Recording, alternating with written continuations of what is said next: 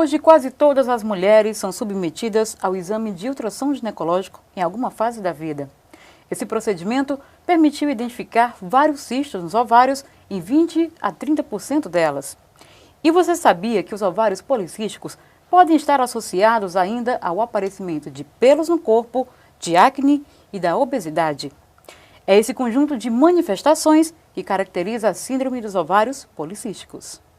E aqui conosco está a ginecologista a doutora Eveline Linhares. Ela possui graduação em medicina pela Universidade Federal da Paraíba, residência médica em ginecologia obstetrícia pelo Instituto de Medicina Integral de Pernambuco, em Recife. Treinamento e aperfeiçoamento em ultrassonografia ginecológica e obstétrica, mestranda em Ciências da Saúde pela UFC Sobral, pós-graduanda em ultrassonografia ginecológica e obstétrica pela Cetros. Olá, doutora, tudo bem? Olá, tudo bem. Seja bem-vinda ao nosso programa. Obrigada. Doutora, em relação aos sintomas da síndrome do ovário policístico, quais são os principais sintomas dessa síndrome? Então, na verdade, a gente tem que deixar bem claro que existe o ovário policístico e a síndrome de ovário policístico. O ovário policístico é só o achado a ultrassom. A síndrome já é caracterizada por alguns outros sintomas e sinais. Entre eles, a gente pode citar alterações menstruais, ausência de menstruação até de 1 ano, às vezes, ou intervalos alongados entre as menstruações. A própria obesidade pode acontecer na síndrome de ovário policístico. A gente pode ter também dificuldade de engravidar, que é a infertilidade. Acne, também é uma delas, como você mesma citou, tá? E muitas vezes a paciente ela pode até desenvolver maior risco a longo prazo cardiovascular e alguma síndrome metabólica, com alteração do colesterol, alteração do peso, da cintura abdominal e hipertensão. Nossa, em que fase da vida feminina a síndrome costuma ser mais comum? Então, essa síndrome ela é mais comum no período reprodutivo, no período fértil da mulher. Então, ela pode ir da puberdade, da primeira menstruação, até a menopausa, que é a última menstruação da mulher.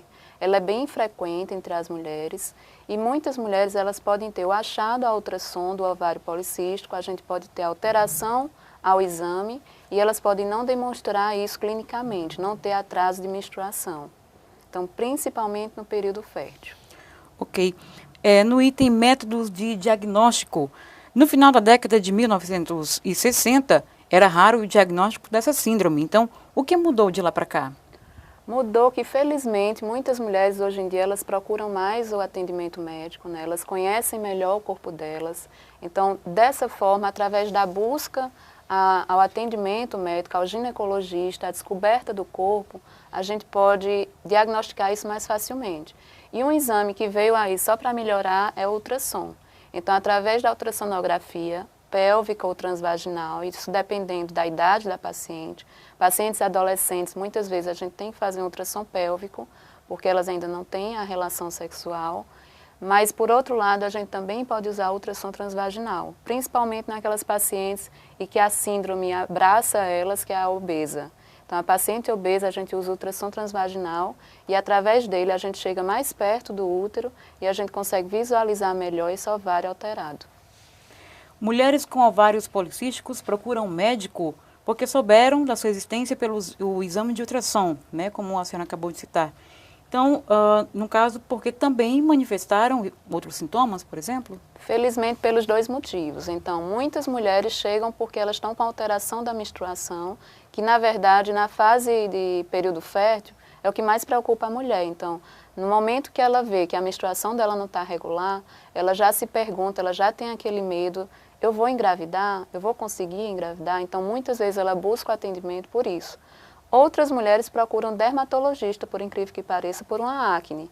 E o dermatologista, necessariamente, ele pode investigar essa questão de alteração ovariana, além de outros itens. Então, algumas mulheres procuram pelo sintoma e outras porque fizeram um ultrassom ocasional e encontraram alteração ao ultrassom. No item alterações menstruais. Alterações menstruais muitas mulheres têm, né? Existe algum tipo que seja característico da síndrome do ovário policístico? Então, em relação a essa alteração menstrual, ela pode ser de várias formas. Então, não existe nada que a gente possa pelo tipo de alteração, estabelecer que é ovário policístico, né? Geralmente, a gente sabe que existe um alargamento desse ciclo. O ciclo ele se torna mais espaçado. A menstruação ela não vem com a regularidade habitual. Então, a gente sabe que abre uma estrelinha ali, uma luzinha, pensando em ovário policístico. Por outro lado, tem mulheres que menstruam regularmente, tá? Uma boa parte das mulheres, elas podem ter ovário policístico e menstruar todo mês.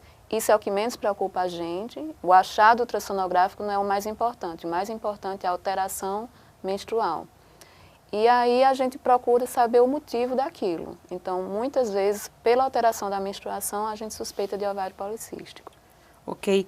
Menstruações irregulares, 2 ciclos no mesmo mês e depois meses sem nenhum sinal. Também são características do ovário policístico? Não é o mais habitual, né? Não é o mais habitual que a mulher sangre várias vezes no mesmo mês por conta do ovário policístico. Porque, na verdade, a mulher ela é uma novuladora crônica, que a gente chama. Então, o termo médico para identificar o ovário policístico e a síndrome de ovário policístico é esse. Porque existe uma desregulação do eixo dela hormonal. Então, ela não percebe que está havendo uma regularidade da menstruação. E geralmente o ovário policístico ele resulta nisso, em atrasos da menstruação, entre um ciclo e outro. Não é o mais habitual, mas a gente também não pode dizer que não pode acontecer. Pode sim acontecer. Ok. Nós vamos ao nosso apoio cultural e já voltamos com muito mais para você. Aguarde.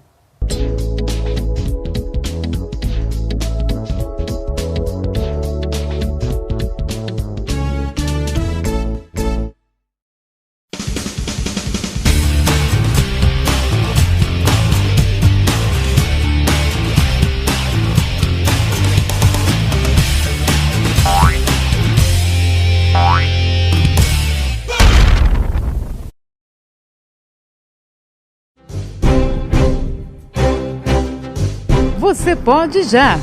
Aqui você fica conectado com os temas da atualidade. Um programa focado na saúde, no social, na educação. Com uma linguagem clara e concisa, aborda várias temáticas, tendo como objetivo discutir com você sobre os mais diversos temas e práticas sociais que retomam a vida em sociedade. A apresentação da Yancy Ebra.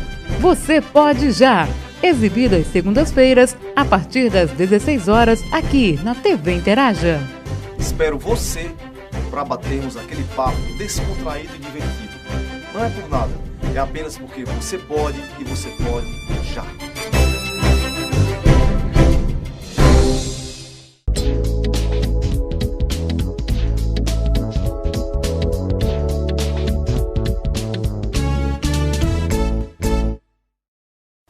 Estamos de volta com o nosso bate-papo com a doutora Eveline Linhares, que é ginecologista.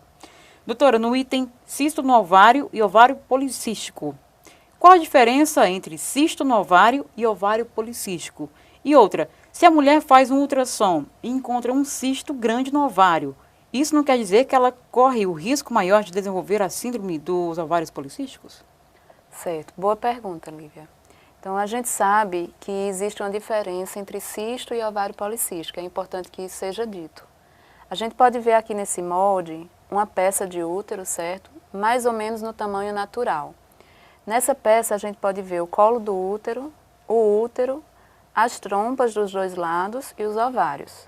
Então, eu usei essa peça para poder demonstrar melhor mais ou menos o que é que acontece. O cisto, geralmente, ele é único. E o cisto é resultado desses folículos que a gente tem no ovário mensalmente. Esses folículos, naturalmente, eles crescem, eles atrofiam e eles rompem. E no cisto a gente não vê isso. Então, esses folículos se acumulam e fazem o ovário crescer em volume e formar o cisto. O cisto ele não causa atraso menstrual, então é importante que isso seja dito. Que é totalmente diferente do ovário policístico. Então, a gente vê aqui um ovário que tem um volume um pouco aumentado, podendo ser maior que 12 centímetros cúbicos. E nesse ovário a gente vê vários pequenos cistos, que são os ovários policísticos. Geralmente esses pequenos cistos medem entre 2 e 9 milímetros e eles sim são responsáveis pelo atraso menstrual. Então, ovário policístico é diferente de cisto no ovário e um não vira o outro. São bem diferentes, são entidades diferentes e são entidades que podem causar situações diferentes. Os cistos geralmente têm um tamanho maior que 3 centímetros e os ovários policísticos, eles, no volume do ovário, têm mais de 12 centímetros cúbicos. Nossa, então realmente há uma diferença entre os dois. Há uma diferença. Ok. Doutora, quando a síndrome começa a manifestar-se? Ela pode começar a manifestar-se quando ela provoca uma alteração hormonal. E essa alteração hormonal ela pode se dar desde o início. Então, nós podemos ver mulheres com alterações de pelos pelo corpo, resultado do hiperandrogenismo, que nada mais é do que elevação hormonal dos hormônios masculinos. Então, essa mulher ela vai ter uma distribuição de pelo alterada, que prevalece entre os seios, no abdômen, às vezes até nas costas, e o famoso buço, né? Então, essa mulher ela tem que ser tratada, além pelo ginecologista, pelo dermatologista, com alguns tratamentos estéticos. Ela pode se manifestar também pelo atraso da menstruação, é um deles.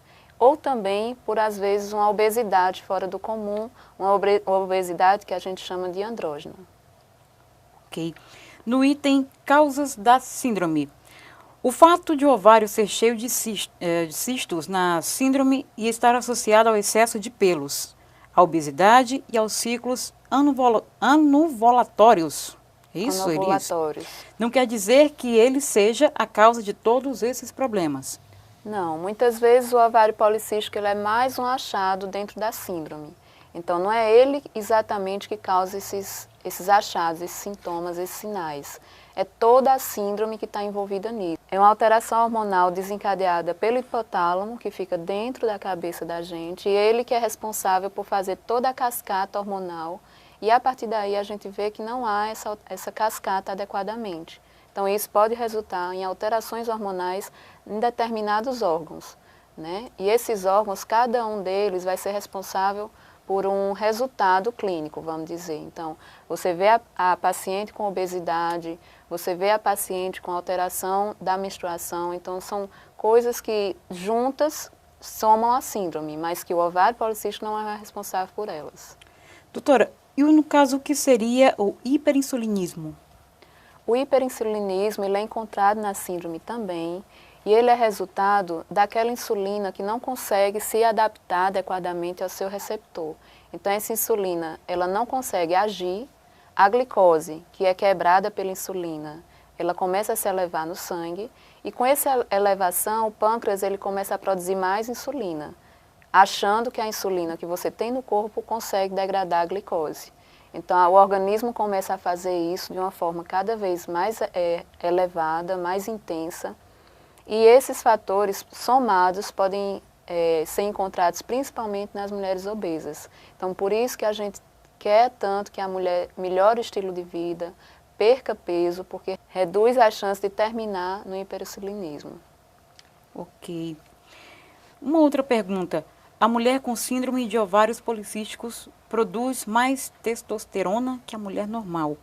Que repercussões tem esse desequilíbrio hormonal? A testosterona é um andrógeno, né? E como andrógeno, ela é um hormônio masculino e ela pode resultar em alterações, como eu já falei. Aumento de pelo, acne, né? A acne é resultado do aumento de glândulas, da produção das glândulas sebáceas. Então, principalmente, vamos dizer que a mulher, ela, em vez de converter os hormônios dela em hormônios femininos, ela vai ter uma conversão maior em hormônios masculinos. Nossa. Na verdade, o cisto não seria a causa do problema, no caso, mas a consequência desse desequilíbrio hormonal. Vamos dizer que sim. Ele é mais uma consequência somada às outras da síndrome, né? Então, todos são resultado do desequilíbrio hormonal que se inicia no hipotálamo e que, por fim, pode terminar em alterações, como eu já falei, clinicamente. Ok. Nosso próximo item seria acne e ovários policísticos. O aparecimento da acne é muito comum nessa síndrome. Essa, como você falou, seria também uma das características que identificaria, né, o problema na pessoa. Então, nesse caso, a causa da acne em moças jovens deve ser sempre pesquisada, pois pode tratar-se de ovários policísticos. Com certeza. Inclusive, como eu bem falei, o dermatologista é um dos colegas médicos que trabalham junto com a gente, né? Então, muitas vezes, é o dermatologista que diagnostica a síndrome ou que diagnostica o ovário policístico, né? Então, a acne, de uma forma geral, ela pode acontecer apenas por uma alteração da pele, mas ela também pode ter por trás toda uma alteração hormonal. E essa alteração a gente tem por obrigação investigar as alterações de ovário policístico. Doutora, em relação ao tratamento, qual seria o tratamento indicado para a síndrome dos ovários policísticos? Isso vai depender da fase da vida da mulher, né? Então, vai depender da fase e do que essa mulher quer. Muitas vezes a gente chega com uma mulher jovem e que não quer engravidar. Então, a gente pode iniciar um anticoncepcional hormonal, certo? Principalmente que a base de ciproterona ou drospirenona. E esse anticoncepcional, ele vai ter a função principalmente de regularizar os ciclos menstruais.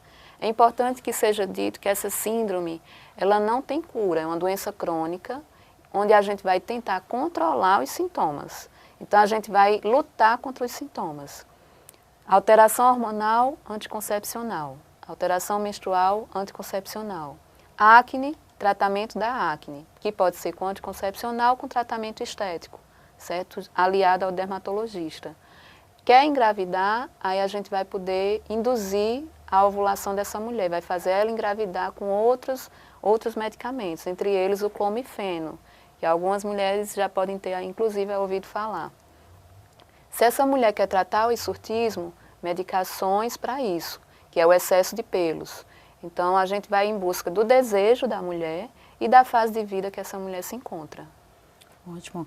Vale ressaltar também a importância da boa alimentação, né, evitar o sedentarismo. Importantíssimo. Né? Isso aí são medidas não medicamentosas, que a gente chama, que a gente sempre levanta a importância delas. Então, a gente sempre fala também da perda de peso, porque no momento que essa mulher perde peso, aquela gordura que está fora do lugar, ela pode converter mais ainda os hormônios que a gente não quer. Então, quando acontece a perda de peso, essa mulher melhora em muito os atrasos menstruais. Ok. Nós vamos ao nosso apoio cultural e já voltamos com muito mais para você. Aguarde aí.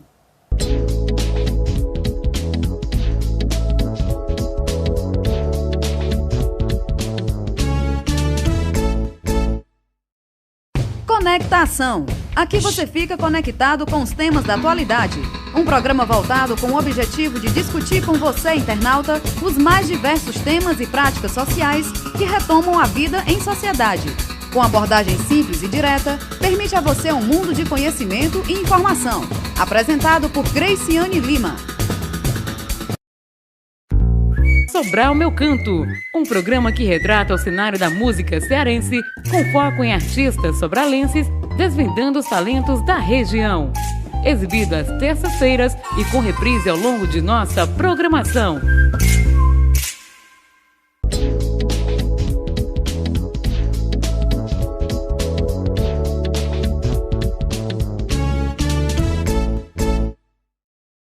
Estamos de volta com o nosso bate-papo com a doutora Eveline Linhares, que é ginecologista. Lembrando a você que estamos conversando sobre ovários policísticos. Doutora, nosso próximo item é ovário policístico e menopausa. Quando mulheres com ovários policísticos chegam à menopausa, os problemas desaparecem?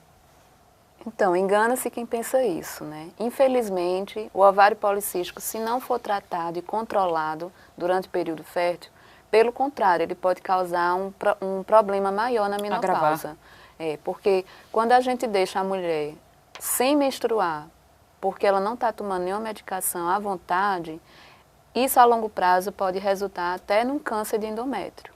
Então, ela pode ter um câncer dentro do útero, porque ela passou muito tempo sem menstruar. O tecido do útero se acumula e isso resulta num câncer.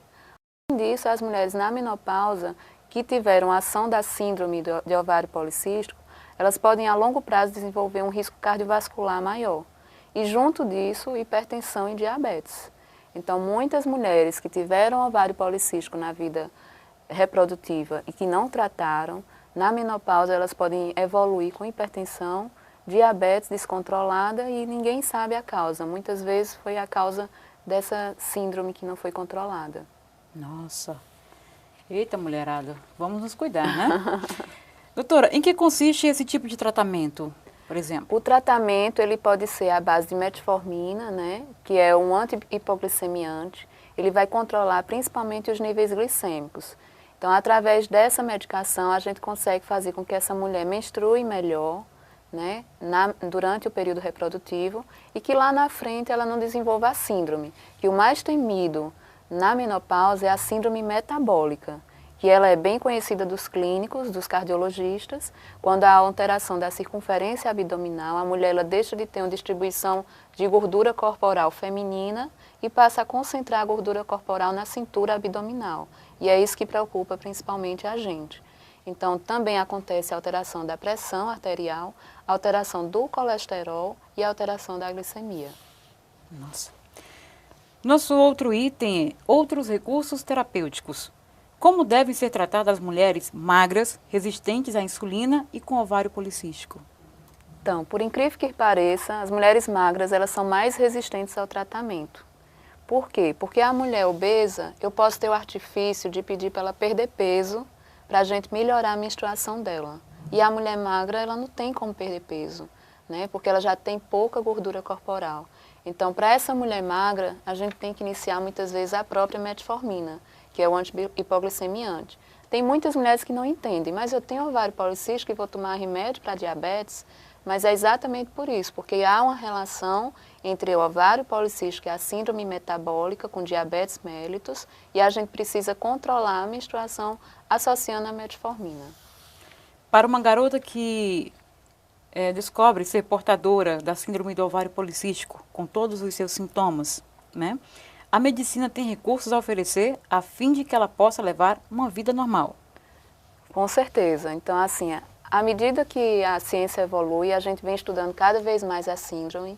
Ela não tem algumas coisas assim que precisam ser bem esclarecidas. Muito dela é genética, tá? Muito do que se explica dessa síndrome é uma herança genética. Então, algumas coisas a gente precisa estudar melhor, mas a gente já tem muitas armas para lutar contra a síndrome de ovário policístico. Uma vida saudável sempre cai bem. Então, praticando atividade física, tendo uma boa alimentação, controlando a pressão arterial e controlando os níveis glicêmicos, ela já está se ajudando muito. E, além disso, uma vez diagnosticando o ovário policístico e a síndrome de ovário policístico, a gente pode usar alguns medicamentos e, junto com a equipe, que muitas vezes é multidisciplinar, o ginecologista, o dermatologista, o psicólogo, tá? A gente pode, o cardiologista, o endocrinologista, a gente pode dar um bem-estar para essa mulher. Ótimo. Doutora, para todos que estão nos assistindo neste exato momento, gostaria que a senhora deixasse um recado, né? E falar da importância também de buscar esse profissional, que na verdade não é só um médico que está à sua frente, e sim um grande amigo, né? Claro. Fique à vontade, por favor. Então, eu costumo dizer que o ginecologista é um clínico, só que da mulher, né? Então, a gente está aqui para poder ajudar a mulher, para poder, muitas vezes, orientar quando ela tem alguma dificuldade, alguma dúvida, e a gente, através disso, encaminhar para o especialista que ela precisa. Então, não se desespere se você viu alguma coisa errada ao exame. Muitas vezes o ovário policístico ele pode não ter nenhuma repercussão e ainda que tenha alguma alteração de sintomas ou de sinais, a gente pode controlar isso. Então é isso. Doutora, muito obrigada. Por nada. Agradeço mais uma vez sua presença em nosso programa. Gente, chegamos ao final aqui do programa Interage em Foco. E saibam, exercícios físicos e alimentação balanceada são dois valiosos aliados no tratamento da síndrome dos ovários policísticos, principalmente quando ela está ligada ao excesso de peso e à síndrome metabólica. Evitar gorduras e açúcares, além de abandonar o sedentarismo. Essa é uma das linhas de tratamento. A mudança no estilo de vida é capaz de reduzir a incidência de qualquer doença. E sempre faça uma visitinha ao seu melhor amigo, o médico. Essa foi mais uma realização da TV Interaja. Até a próxima!